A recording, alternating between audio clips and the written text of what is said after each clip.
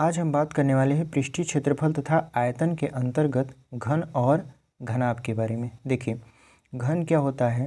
6 वर्गाकार फलकों को आपस में मिला दिया जाता है तो एक बंद आकृति बनती है। इसी को हम लोग बोलते हैं घन। घन में क्या होता है? इसकी लंबाई, चौड़ाई और ऊंचाई तीनों क्या होते हैं? आपस में बराबर होते हैं। ठीक है, तो चलते हैं इसके जो फार्मूले होते हैं उसको देखते हैं कि कैसे फार्मूला बनता है। ठीक, अब देखिए, इसकी लंबाई, चौड़ाई और ऊंचाई आपस में क्या होती हैं? बराबर होती हैं। तो हमने मान लिया कि इसकी लंबाई भी a है, चौड़ाई भी a है और ऊंचाई भी क्या है? a है।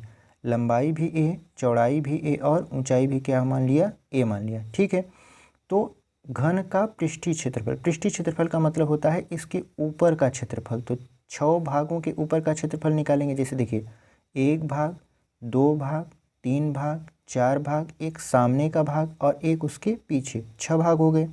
क्योंकि ये कैसा है? वर्ग का है, वर्ग के आकार का है। ठीक है, चूँकि ये वर्गाकार है तो वर्ग का क्षेत्रफल क्या होता है?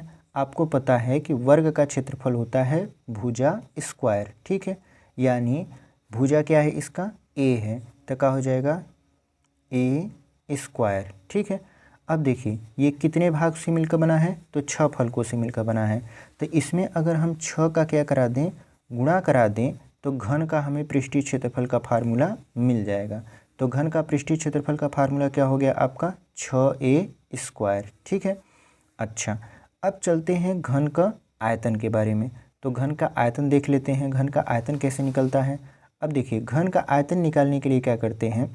देखिए, आयतन निकालने के लिए लंबाई, चौड़ाई और ऊंचाई का आपस में क्या करना पड़ता है? गुणा करना पड़ता है। क्या करना पड़ता है? लंबाई, चौड़ाई और ऊंचाई का आपस में क्या करना पड़ता है? गुणा करना पड़ता है। अब देखिए, घन में क्या है कि इसकी लंबाई भी a है, चौड़ाई भी a है और ऊंचाई भी a है। इसलिए इसकी लंबाई भी a, चौड़ाई भी a और ऊंचाई भी a। तो तीनों का जब आपस में गुणा होगा तो a की घात कितना चढ़ जाएगा? 3 हो जाएगा। तो a की घात 3 हो गया। ये आपका क्या हो गया? घन का आयतन। तो अगर आपसे कोई पूछे घन का पृष्ठीय क्षेत्रफल क्या होता है, तो 6a स्क्वायर, और घन का आयतन क्या होता है? तो a क्यूब होता है। ठीक है, इसका जो आंसर आएगा वो